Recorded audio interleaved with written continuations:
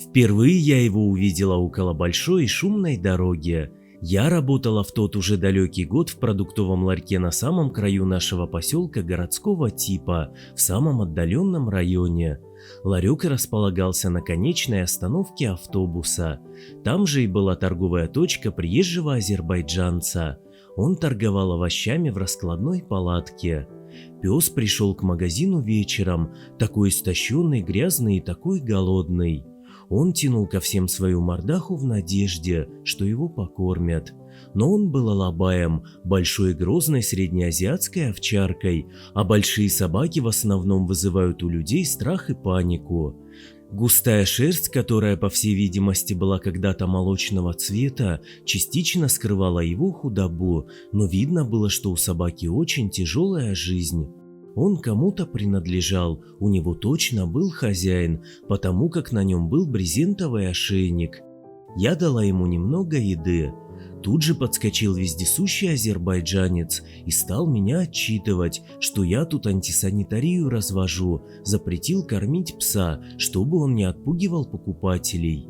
И пообещал, что если такое еще раз повторится, то он пожалуется моему хозяину, и тот меня уволит. Работу мне терять, конечно, не хотелось, но и несчастную собаку было жалко до боли. Некоторые сердобольные покупатели даже потратились на сосиски, чтобы угостить беднягу. Может, с точки зрения разума это и неправильно, но по велению души неравнодушных людей собака все-таки была накормлена. Пес оказался очень добрым, ни на кого не лаял, позволял себя гладить. Утолив голод, он растянулся около магазина и уснул. Азербайджанец немного почесал в затылке и великодушно разрешил псу остаться, пусть овощи от мелких воришек охраняет.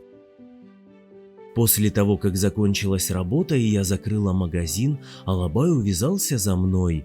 Он шел около меня, и меня это совсем не радовало. Я не могла его взять к себе по очень многим причинам. А вот попытаться найти его хозяина, если, конечно, собака потерялась, или пристроить в хорошие руки, это я могла сделать. Словно прочитав мои мысли, алабай свернул на помойку в поисках еды, сходу запрыгнул в мусорный контейнер и скрылся в его утробе, так что только хвост торчал наружу. На следующий день он пришел опять, и снова общими усилиями пес был накормлен. Потом он долго спал под ларьком, охраняя азербайджанские фрукты, во всяком случае их владелец так думал.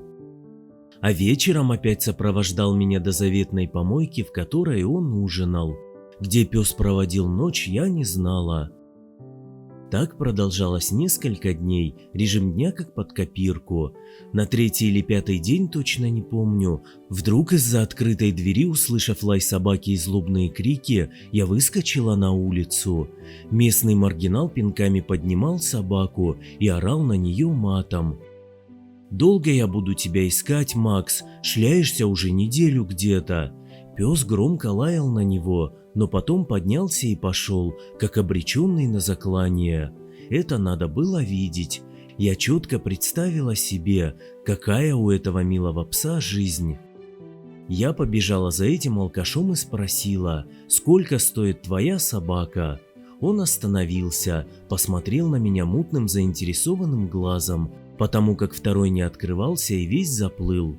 Потом что-то прикинул в голове и выдал: 2000, и можешь забирать это отродье. Я вон там живу, и он показал на покосившийся деревянный дом с облупившейся грязно-голубой краской. Учти, собака непослушная, невоспитанная, все время убегает, но правда жрет все подряд. Да уж, подумала я, еще бы от такого хозяина не убегать и не шляться по помойкам. Что же, такой ответ все-таки давал надежду, что пса можно забрать от этих людей. 2000 небольшие деньги, я была готова сама отдать их им, лишь бы найти, куда пристроить собаку. У соседей алкаша я узнала все. Собаку практически не кормили, страшно представить, что и приходилось есть. Зная об этом, люди, проходя мимо, кидали еду через забор, когда Макс подсовывал голодную морду в дырку забора. Хорошо, что я успела его сфотографировать, чтобы показать дома всем, кто в то время к нам приходил. Плюс разместила объявление в соцсети о том, что породистую собаку отдают в хорошие руки. Цена вопроса 2000. Как я и предполагала, никакого КПД от моего объявления не было. Никому не нужен был большой чужой голодный пес. Так прошло несколько дней, и вдруг звонок от одной моей, не сказать чтобы подруги, но приятельницы. Она стала жаловаться на жизнь. Все не так, все кувырком, ничего из задуманного не получается. Мужа нет, детей тоже, а тут еще и любимая кошка, которая прожила с ней 18 лет, ушла на радугу. В общем, человек в депрессии. А я возьми да и ляпни, а не хочешь себе собачку взять, будет на кого нерастраченную любовь выплеснуть. Про собаку всю правду рассказала, ничего не утаила. 2000, говорю, сама могу заплатить, только возьми. И надо же, подруга согласилась. Я сходила к алкашам в голубой домик, договорились, что они отдадут Макса на следующий день, приведут его к магазину в 10 утра. Но не тут-то было, разве с этими экземплярами можно вести какие-либо переговоры? Пришла я на работу заранее к 9:30, ни алкаша, ни собаки, естественно, в назначенное время нет.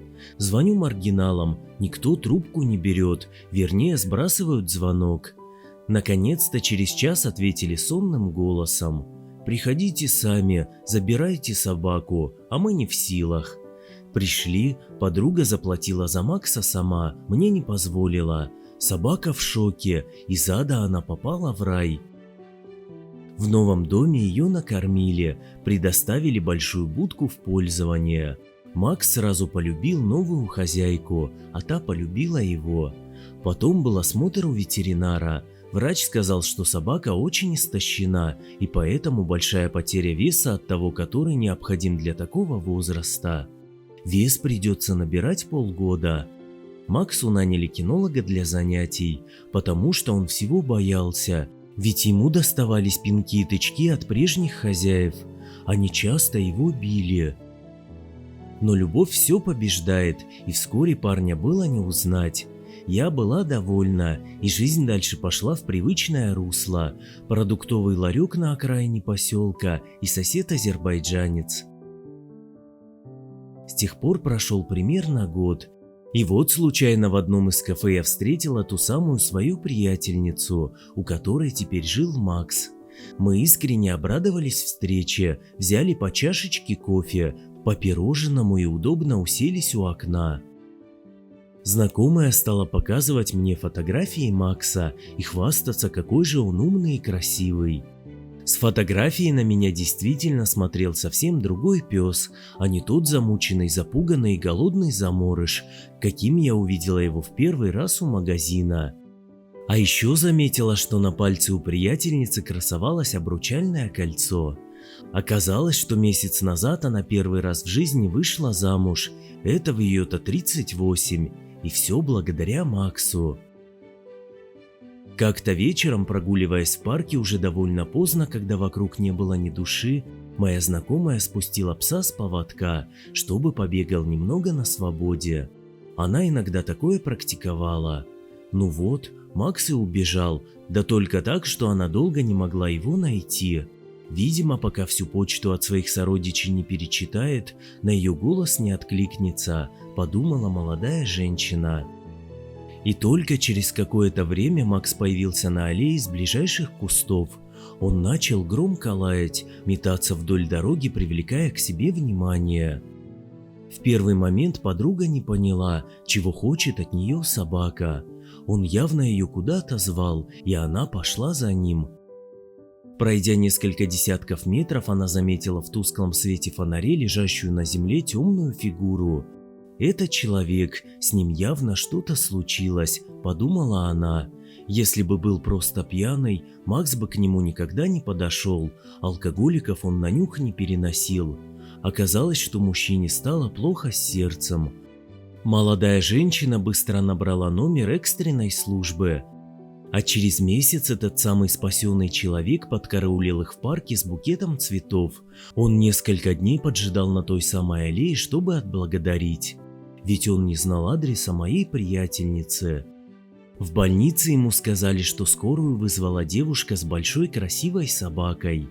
Вот за этого спасенного мужчину моя знакомая и вышла замуж совсем недавно.